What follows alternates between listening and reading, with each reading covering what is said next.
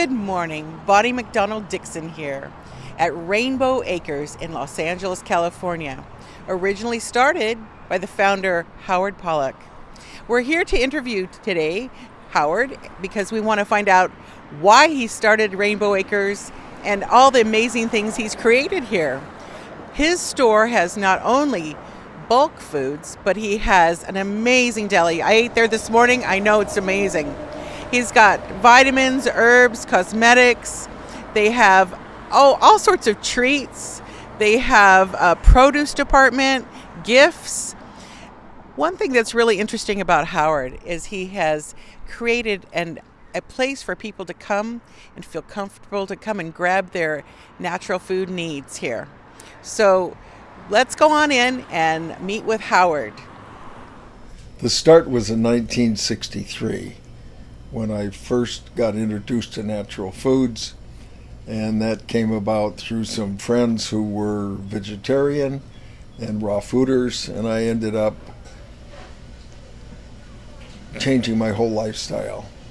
And that brought about a divorce because my wife at the time did not believe in those principles at all. So we thought it would be best for the two kids we had if we went our separate ways. And that worked out.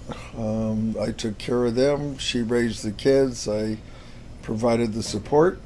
And I went on to build a distribution business called Nature's Best. I started a distribution company by accident. I was making a product in my kitchen at home, a raw food candy, that I was selling to just friends and family and people at the bowling alley where I was bowling at the time. And I ended up going to a few health food stores, and one thing led to another. Before I knew it, I'm a distributor. And Nature's Best outgrew me in 1976.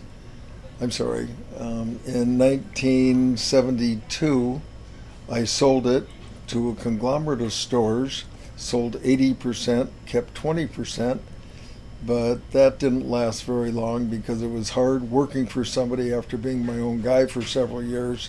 So I ended up selling the rest of it, and I started another company called Campus Natural Foods.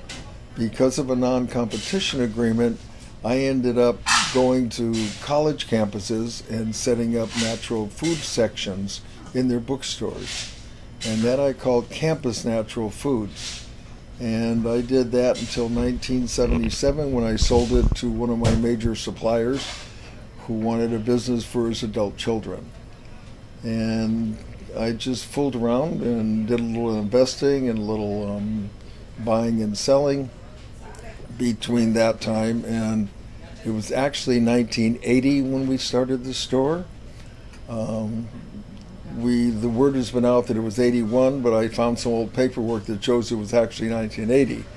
So 40 years ago, we started with the little 2,000 square foot section in this shopping center that we've now taken over the 3 buildings on the block.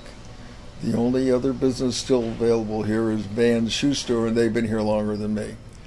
So that's the genesis of the growth of this store.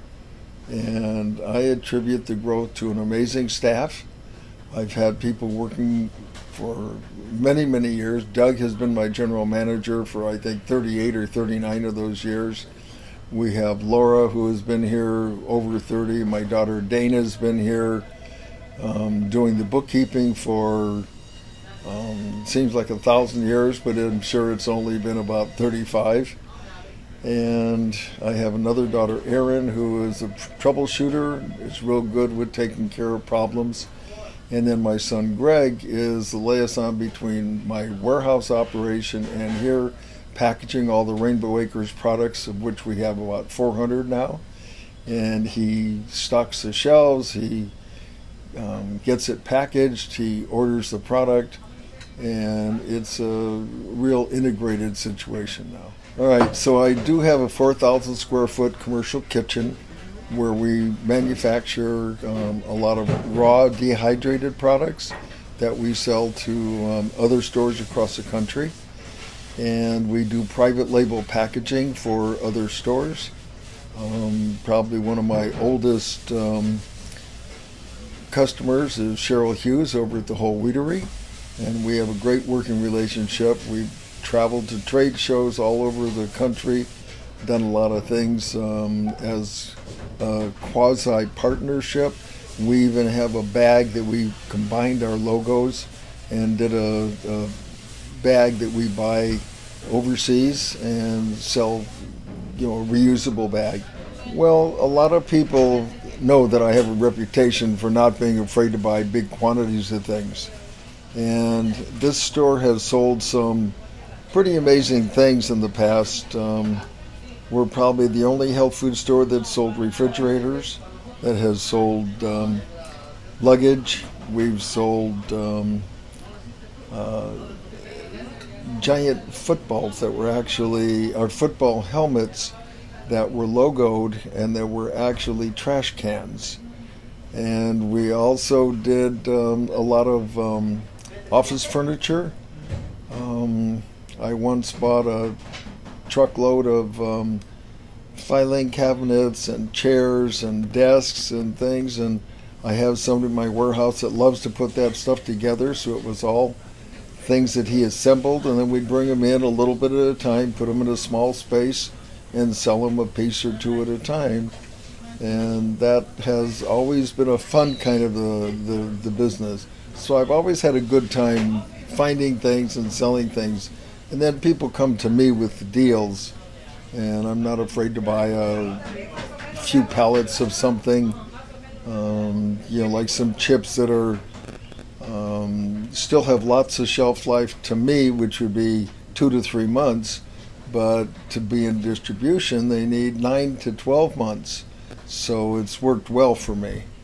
The next thing is have lots of capital, because you've got to have a full store to impress your customers when you come in. When they come in and find 2 or 3 items on a shelf, then that's not going to impress them. That's not going to give them confidence that you're doing a good business, turning your merchandise over, and always having fresh supply for them. So I would say, if you're going to go into business and you think it's going to cost you $50,000, then wake up. It's going to cost you $100,000 or $150,000, even in a small store, to get set up. All the regulations now, all the things that the health department and the state officials make you do, especially here in the state of California, which is about as unfriendly to business as you can get, and that's why businesses are leaving this state. We're stuck. We're going to be here until the cows come home, because we have an established situation and we've managed to get around and learn to deal with all those regulations. But it's hard. It's more and more difficult with the health situation. The low unemployment has made it more and more difficult to find good employees.